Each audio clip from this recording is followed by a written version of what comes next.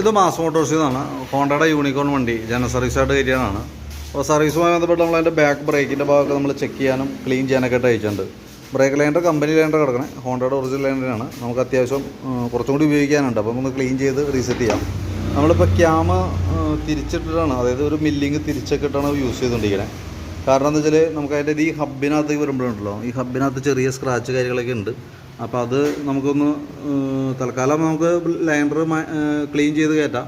നമുക്ക് അടുത്ത പ്രാവശ്യമൊക്കെ ചെയ്യേണ്ടി വരുമ്പോൾ, അത് ലൈനർ മാറ്റേണ്ടി വരുമ്പോൾ ഈ ഹബ്ബൊന്ന് സ്ലീവ് ചെയ്ത് കയറ്റാണെങ്കിൽ നന്നായിരിക്കും. കാരണം എന്ന് വെച്ചാൽ ഇത് ഒരു പ്രാവശ്യമൊക്കെ പോളിഷ് ചെയ്തതാണ്. പോളിഷ് ചെയ്യുമ്പോൾ എന്ന് പറഞ്ഞാൽ നിലവിൽ തേയ്മാനം വന്ന് പോളിഷ് ചെയ്യുന്ന സമയത്ത് നമുക്ക് അത്രയും ഭാഗം കട്ട് ചെയ്ത് കളയാണ്. അപ്പോൾ അതുകൊണ്ട് തന്നെയാണ് നമുക്ക് ആ ബ്രേക്കിൻ്റെ ക്യാമൊക്കെ തിരിച്ച് ഉപയോഗിക്കേണ്ടി വരുന്നത് കേട്ടോ. അപ്പോൾ അത് പരമാവധി ഉപയോഗിക്കുക. അതിന് ശേഷം നമുക്ക് ബ്രേക്ക് ഒരു കംഫർട്ട് അല്ലാന്ന് തോന്നുന്ന സമയത്ത് നമുക്കിത് ലൈറ്റി കൊടുത്താൽ ഈ ഇരിക്കുന്ന യൂണിറ്റ്, ഈ ലൈനർ വന്ന് ടച്ച് ആവണ ഈ ഭാഗം നമുക്ക് മാറ്റി പുതിയത് വയ്ക്കാനായിട്ട് പറ്റും. അപ്പോൾ ശരിക്കും പുതിയ വണ്ടിയുടെ ബ്രേക്ക് എങ്ങനെയായിരുന്നോ അതേ രീതിയിലേക്ക് ആ ഒരു ക്വാളിറ്റിയിൽ നമുക്ക് ഐറ്റം കിട്ടും. ഇതിപ്പോൾ എന്ന് പറഞ്ഞാൽ ഇതിൻ്റെ മില്ലിങ്ങിൻ്റെ കേസ് ഞാൻ പറഞ്ഞത്, ഇവിടെ നോക്കുമ്പോൾ ഈ രണ്ട് ഡോട്ട് തമ്മിൽ ഒരേ ലെവലിലാണ് വരണ്ടേ. അതിപ്പോൾ നിലവിൽ നമ്മൾ മില്ലിങ് തിരിച്ചിട്ടാണ്. കാരണം ഹബ്ബ് കട്ട് ചെയ്ത് കൊടുക്കുമ്പോൾ പോളിഷ് ചെയ്യുന്ന സമയത്ത് അതിന് വലിപ്പം കൂടും, ഹബ്ബിൻ്റെ വലിപ്പം കൂടും. 131 mm എന്നുള്ളത് അതിനകത്ത് 32 ആ റേഞ്ചിലേക്കൊക്കെ പോകും. അപ്പോൾ അതിൻ്റേതനുസരിച്ച് ക്യാമ നമ്മൾ തിരിക്കേണ്ടതായിട്ട് വന്നിട്ടുണ്ട്. അതുകൊണ്ടാണ് ആ രീതിയിൽ ഉപയോഗിച്ചത് കേട്ടോ.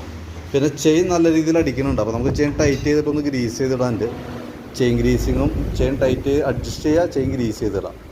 അപ്പോൾ അത് ആ രീതിയിൽ നമുക്ക് ഉപയോഗിക്കാം. പിന്നെ ബ്രേക്ക് നമുക്ക് അതിൻ്റെ എയർ ഫിൽറ്ററാണത്, കമ്പനി ഫിൽറ്ററാണ്, ഹോണ്ടയുടെ ഒറിജിനൽ ഫിൽറ്റർ തന്നെയാണ്. വലിയ കംപ്ലയിൻ്റ് ഒന്നും പറയാറായിട്ടൊന്നുമില്ല. കുറച്ച് പൊടിയൊക്കെ ഉണ്ട്, അത് തുടച്ച് ക്ലീൻ ചെയ്തിട്ടാൽ മതി. എന്തായാലും മറ്റേ എയർ ഫിൽറ്റർ നമുക്ക് മാറ്റേണ്ട ഒരു പീരീഡൊന്നും ആയിട്ടില്ല കേട്ടോ. ബാറ്ററി നമുക്കിത് മിരിക്കുന്നത് ആമറോണിൻ്റെ ബാറ്ററിയാണ്. 2024 മോഡൽ ബാറ്ററിയാണ് ഇത് മിരിക്കണത്. അപ്പോൾ ഞാൻ അതിൻ്റെ വോൾട്ടൊക്കെ ഒന്ന് ചെക്ക് ചെയ്ത് നോക്കി. ഫുള്ള് നമുക്ക് കാണി 13 വോൾട്ട് വരെ കിട്ടുന്നുണ്ട്. ബാറ്ററി ഞാനൊന്ന് ടെസ്റ്റിലേക്ക് കൊടുത്തിട്ടുണ്ട്.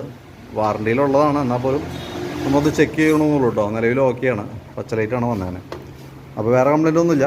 ജനറൽ സർവീസിൽ ബാറ്ററി ടെസ്റ്റൊക്കെ ഉള്ളത് കൊണ്ട് നമ്മൾ കൂട്ടത്തിൽ ചെക്ക് ചെയ്ത് പോകണമെന്നുള്ളൂ കേട്ടോ. വാറണ്ടി പീരീഡിലുള്ള ബാറ്ററിയാണ്.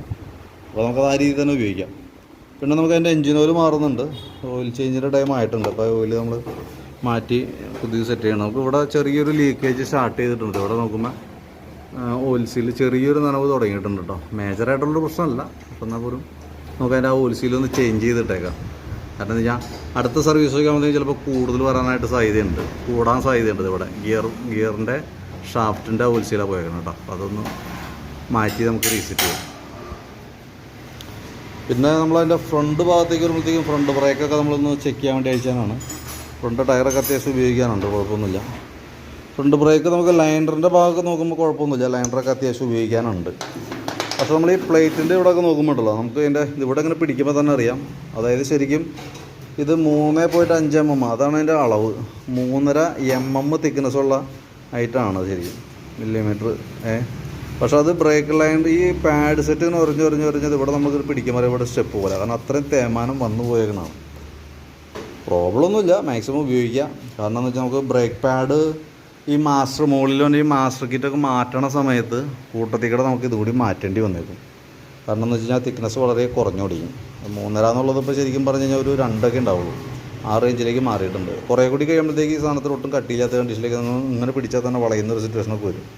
അപ്പോൾ നമുക്കിത് ഇങ്ങനെ ടച്ച് ചെയ്ത് കഴിഞ്ഞാൽ അറിയാം ഒരു സ്റ്റെപ്പ് ഇതുമുണ്ട്.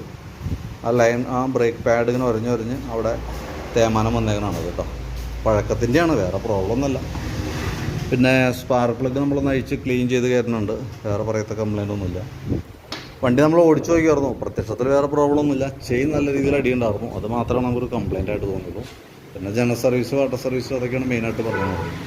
അപ്പോൾ ഞാൻ അതിൻ്റെ ഒരു ഏകദേശം ഒരു എസ്റ്റിമേറ്റ് നോക്കിയിട്ട് ഇട്ടേക്കാം, വാട്സപ്പിൽ ഇട്ടേക്കാം കേട്ടോ. എന്തായാലും വർക്ക് നമുക്കൊരു 5 മണിയൊക്കെ ആകുമ്പോഴത്തേക്കാണ് കംപ്ലീറ്റ് ആവുള്ളൂ. ഞാൻ വർക്ക് കഴിഞ്ഞ് ഞാൻ വിളിച്ചോളാം എന്തായാലും കേട്ടോ. എസ്റ്റിമേറ്റ് ഡീറ്റെയിൽസൊക്കെ വാട്സപ്പിലേക്ക് ഇട്ടേക്കാം. ഓക്കെ.